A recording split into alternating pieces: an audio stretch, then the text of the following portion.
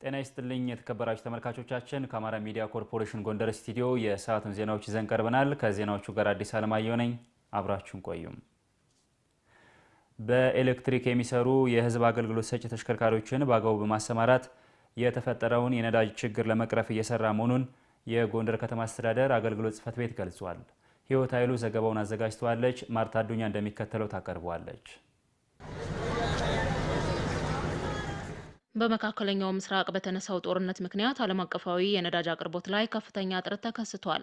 ሀገራትም ችግሩን ለመቋቋም የተለያዩ አማራጮችን እየወሰዱ ይገኛሉ። ኢትዮጵያም የተከሰተውን የነዳጅ እጥረት ለማስታገስ መፍትሄ ይሆናሉ የተባሉ አማራጮችን እየተከተለች ትገኛለች። የጎንደር ከተማ የመንግስት ሰራተኞችና ነዋሪዎች የከተማውን የኤሌክትሪክ ብዙሃን ትራንስፖርት በጋራ በመጠቀም ነዳጅን ለመቆጠብና በስራቸው ውጤታማ ለመሆን እየተንቀሳቀሱ እንደሚገኙ ጠቅሰዋል። አቡዬ ካሳው ባላለሁኝ የህዝብ አገልግሎት የሚሰጡ ባሶችን ከመጠቀም አኳያ 1 ዓመት በላይ ነው ስጠቀም የነበረው። ከተማ አስተዳደሩም የተጨማሪ የኤሌክትሪክ ባሶችን አመጡ በተገቢው መንገድ አገልግሎት እየሰጠ ይገኛል። ፍሬህይወት ዮሐንስ ይባላለሁ።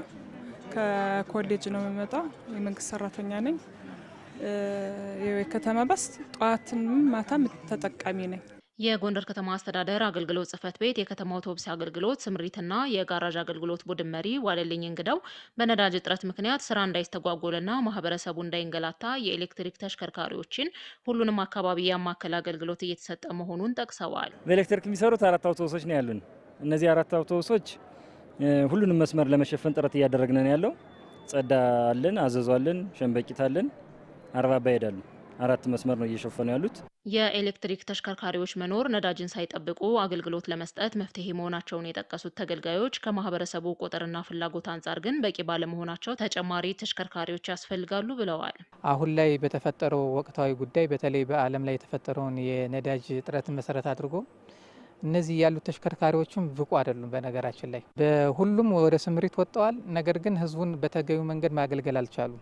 ትራንስፖርት ሰርቪስ አሰጣጡ ጋር ተያይዞ ሩቅ ላሉት የቅድሚያ የሚሰጥበት መንገድ ቢፈጠር አሁን ወቅቱ የፈጠረው ግዴታ ነው። ሲደመር ደግሞ ለጤና የሚመከር ስለሆነ ሰው በእግሩ ትንሽ ወክ ቢያደርግ እኔ በግሌ ደስተኛ ነኝ። ኤሌክትሪክ ባሶች ቢጨመሩ በጣም ጥሩ ነው እላለሁ። ሻለቃ አምባቸው ነው ባል ጠዳ ክፍለ ከተማ ወደ ጎንደር ነው የምመላለሰው እና እነዚህ ባሶች የከተማ ባሶች መቋቋማቸው ቆንጆ ነው። ግን ሆኖም ግን በቂ አይደሉም። በቀን እንኳን 3 ጊዜ 4 ጊዜ ቢመላለሱ የህዝቡ ፍላጎት ይረካ ነበር። ከተማ አስተዳደሩ በቀጣይ ተጨማሪ የኤሌክትሪክ ብዙሃን ተሽከርካሪዎችን ለማሟላት ጥረት ላይ መሆኑን ቡድን መሪው ጠቅሰዋል። 9 አውቶቡስ ነው አገልግሎት እየሰጠን ያለ ነው። አገልግሎቱ አውቶቡሶች ቁጥራቸው ለከተማ ላለው ህዝብ በቂ አይደሉም። እጥረቱ አለ። በዛ ላይ አሁን የነዳጅ እጥረቱ ተጨምሮበት በጣም አስቸጋሪ ሁኔታ ነው ያለው። ህዝቡ ደግሞ አሁን ከታሪፍ ጭማሪ ጋር ተያይዞ የከተማ አውቶቡስ የመጠቀም ልምዱ እየጨመረ በመምጣቱ የከተማ አውቶቡስ ፍላጎቱ ስለጨመረ እጥረቱ አሉ በቁጥር ደረጃ ስንወስደው። ነገር ግን ያሉትን አውቶቡሶችን ቢሆን በምልልሱን በማብዛት ሁሉንም መስመሮች ለመሸፈን ጥረት እየተደረገ ያለበት ሁኔታ ነው ያለው። በቀጣይ ከተማ አስተዳደሩ ከተለያዩ ባንኮች ጋር እየተነጋገረ ነው ያለው ተጨማሪ አውቶቡሶች የኤሌክትሪክ አውቶቡሶችን ለመግዛት ማለት ነው። ነዳጅን ለመቆጠብና ስራን ለመከወን ተሽከርካሪን ከመጠቀም በዘለለ በእግር መጓዝን ማህበረሰቡ መለማመድ እንዳለበት ቡድን መሪው ጠቅሰዋል።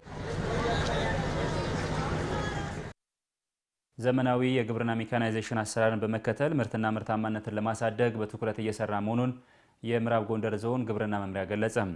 በምርት ዘመኑ ከታቀደው ከ39 ኩንታል በላይ የአፈር ማዳበሪያ 25 ኩንታል መግባቱን ተገልጿል። መረጃውን የምዕራብ ጎንደር ዞን መንግስት ኮሚኒኬሽን አድርሶናል። ወይንሸት ጌታቸው እንደሚከተለው ታቀርበዋለች።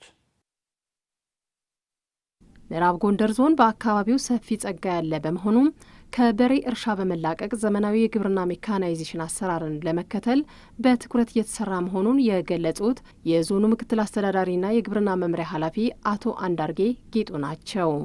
በዚህ ዓመት ሜካናይዜሽን ላይ በስፋት ስራ ሰርተናል ማለት ነው። ለ219 የሚሆን ትራክተር ምዕራብ አርማጭሆ፣ ቋራና መተማ ወረዳ ላይ እንዲገባ የተደረገበት ሁኔታ አለ ማለት ነው። የእነዚህ ትራክተሮች መግባት 2018-19 የምርት ዘመን ላይ አይነተኛ ለውጥ ያመጣል በምርት ላይ ብለን እናስባለን ማለት ነው። ስለሆነ ይህን ታሳቢ ያደረገ ሜካናይዜሽንን ታሳቢ ያደረገ ስራ ሰርተናል ማለት ነው። ለ2018-2019 የመኸር ምርት ዘመን ከ39000 ኩንታል በላይ የአፈር ማዳበሪያ ወደ ዞኑ ለማስገባት የታቀደ ሲሆን እስካሁን ከ25000 በላይ የአፈር ማዳበሪያ መግባቱን የተናገሩት የግብርና መምሪያ ኃላፊው ወደ አርሶ አደሩ በተገቢው መንገድ ለማዳረስ ቅድመ ሁኔታዎች ተመቻችተዋል ብለዋል። እስካሁን ገንዳዋ መተማ ዩኒየን የደረሰው 25198 ማዳበሪያ ተራግፏል። ጨረታ አወጣን። የጨረታ አሸናፊ ለይተን አሁን ላይ ወደ መተማ ወረዳ ባሉ መሰረታዊ ህብረት ስራ ማህበራት እየወረደን ያለ ማለት ነው። በዚህ ሳምንት በይፋ የማዳበሪያ ስርጭት ወደ አርሶ አደሩ የሚደርስበት ሳምንት አውጀን ወደ ስራ እየገባን ያለ ነው ማለት ነው። ከሰው ሰራሽ ማዳበሪያ ጎን ለጎን የተፈጥሮ ማዳበሪያ አርሶ አደሮች እንዲያዘጋጁ ተደርጓል ያሉት ኃላፊው የሚጠበቀውን የግብርና ምርት ለማግኘት እስከ ታችኛው መዋቅር ድረስ በትኩረት መሰራቱንም አብራርተዋል። ሐምሌ ጀምሮ የኮምፖስት ዝግጅት በከፍተኛ ርብርብ በዚህ ዓመት እየሰራን ነው የመጣ ነው። እቅዳችን ወስደን ስናይ ወደ 640,000 በላይ ሜትር ኩብ ነው። ወደ 570,000 ሜትር ኩብ የሚሆን ኮምፖስት ማዘጋጀት ችለናል ማለት ነው። በዚህ አግባብ የ2018-19 የምርት ዘመን የተሻለ ምርት ይኖራል ብለን እናስባለን። ባለን የቅድመ ዝግጅት ነባራዊ ሁኔታ ስንለካው ማለት ነው። ለ2018-2019 የመኸር ምርት ዘመን ከ529,000 ሄክታር በላይ መሬት በተለያየ አዝርዕት ለመሸፈን በእቅድ መያዙን ከዞኑ ግብርና መምሪያ የተገኘው መረጃ ያመላክታል። ለማህጸን ጫፍ ካንሰር አጋላጭ ከሆኑ ጉዳዮች መጠንቀቅና በጊዜው መታከም እንደሚገባ በጎንደር ዩኒቨርሲቲ ስፔሻላይዝድ ሆስፒታል የማህጸን ካንሰር ሕክምና ሰብ ስፔሻሊስት ዶክተር ንጋት አምሳሉ ገለጹ። ማርታ አዱኛ ተጨማሪ ዘገባ ይዛለች። በጎንደር ዩኒቨርሲቲ ስፔሻላይዝድ ሆስፒታል ሕክምናቸውን ሲከታተሉ ያገኘናቸው እናት ከዓመታት በፊት የጀመራቸው የደም መፍሰስ ችግር አይተው ወደ ሕክምና ተቋም ባለመሄዳቸው በሽታው ወደ ማህጸን በር ካንሰር እንደተለወጠ ይናገራሉ። ወይዘሮ ጌታው ባሮ ደም ነው ሲፈስ ነበር። አና ያና ግን ሲኖር ዝም እየታውኩት ምን ነው እያልኩ ያው ሲሸተይ ግና ስጋዋ መስሎ ለልጅ ደኩልኩ ልጅ ደግሞ በይ ሀጣጣ በጅናታ ያለ ዛቢር ለምን ተቀመጫለሽ ደብቀሽ እጂ ያብረው ላ አሁን ታገው እንትና ካንሰር ነው አዎ ተሰርሰራው ነው እየከተተሉ መርፌ ነው የሚሰጡ ያለ። ሌሎች በህክምና ተቋሙ ያገኘናቸው እናቶች ከማህጸን የሚወጣ ፈሳሽ እንዳጋጠማቸው ገልጸው ወደ ጎንደር ዩኒቨርሲቲ ስፔሻላይዝድ ሆስፒታል በማምራት የማህጸን በር ካንሰር ምርመራ ለማድረግ መምጣታቸውን አጫውተውናል። ደመቁ ብርሃን ነው ይባላል። ከሀይራ ሆስፒታል ሪፈር ነው የመጣሁት። ነጭ ፈሳሽ አለ፣ ብዙ አይደለም ግን የተወሰነ ነገር አለ። ስለዚህ የማህጸን ጫፍ ካንሰር ምርመራ ያስፈልግሻል ብለው ወደዚህ ላኩኝ። እዚህ ጋር ምርመራ አደረኩኝ። ምንም ችግር የለብሽም ንጹህ ነው እንተናልሽ ብለው መለሱ። ዘውዴ ፈጠነ እባላለሁ። ማታ ተኝቼ እንቅልፌን እያለ ስነሳ ብስብስ ብሎ እንትኔን አገኘሁት። ከዛ የስጋ ውሃ የሚመስል ነው። ነገም ዛሬም ይለቀኛል እያልኩ ነበረ። በሶስተኛው ቀን ፖሊ ሄድኩኝ። ከዛ ወደዚህ ተላኩት። መድኃኒት ተቀብዬ 3 ወር በኋላ ደግሞ እንድመጣ ነውና ከ3 ወር በኋላ መድኃኒቱን ወስደሽ ትመጫለሽ። የማህጸን ጫፍ ካንሰር ከሰውነት በሽታ የመከላከል አቅም ቁጥጥር ውጭ የሆኑ ሴሎች ወይም ህዋሳት በማህጸን ጫፍ ላይ በብዛት ሲያድጉ የሚከሰት በሽታ ነው ያሉት በጎንደር ዩኒቨርሲቲ ስፔሻላይዝድ ሆስፒታል የማህጸንና ጽንስ ስፔሻሊስት እንዲሁም የማህጸን ካንሰር ሕክምና ሰብ ስፔሻሊስት ዶክተር ንጋት አምሳሉ የማህጸን ጫፍ ካንሰር መንስኤዎች ከሆኑት መካከል ሂዩማን ፓፒሎማ ቫይረስ ዋናው መሆኑን ይገልጻሉ። የማህጸን ጫፍ ካንሰር ካላቸው እናቶች አብዛኞቹ 99% የሚደርሰው ሂዩማን ፓፒሎማ ቫይረስ በሚባለው ጀርም ወይም ተህዋስ መንስኤ ምክንያት የሚመጣ ነው።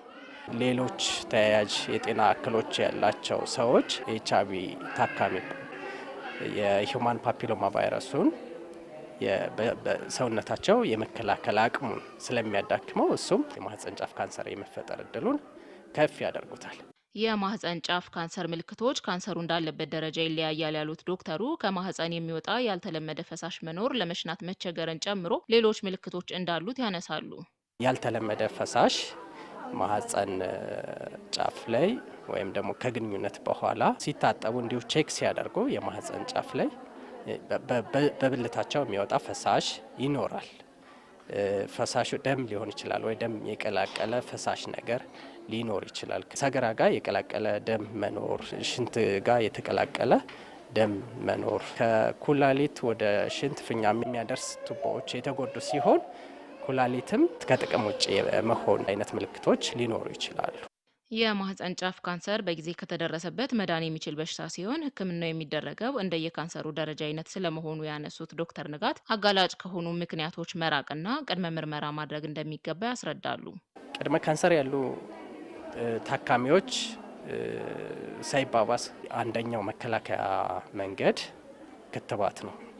መከላከያ ክትባት የማህፀን ጫፍ ካንሰር ስክሪኒንግ ወይም ቅድመ ልየታ የምንለውን ማድረግ፣ ልቅ የሆነ የወሲብ ግንኙነት ከብዙ ወንዶች ጋር ግንኙነት ማድረግ፣ የሂውማን ፓፒሎማ ቫይረሱን የመሰራጨት በቋሚነት በብልታቸው ወይም ደግሞ በማህፀን ጫፍ ላይ የመቆየት እድሉን ስለሚጨምረው እሱን ማስወገድ፣ ካሁን በፊት ኢንፌክሽንም ካላቸው ወይም ደግሞ ህመም ካላቸው መታከም መከላከያ ዘዴ ነው። እናቶች በየ3 ዓመቱ የማህፀን ጫፍ ካንሰር ቅድመ ምርመራ ማድረግ እንደሚያስፈልግም ዶክተሩ አሳስበዋል። የተከበራችሁ ተመልካቾቻችን ከአማራ ሚዲያ ኮርፖሬሽን ጎንደር ስቱዲዮ የሰዓቱ ዜናዎቻችን የተከታተላችኋቸውን ይመስሉ ነበር። ከዜናዎቹ ጋር አዲስ አለማየሁ ነበርኩ። ጤና ይስጥልኝ።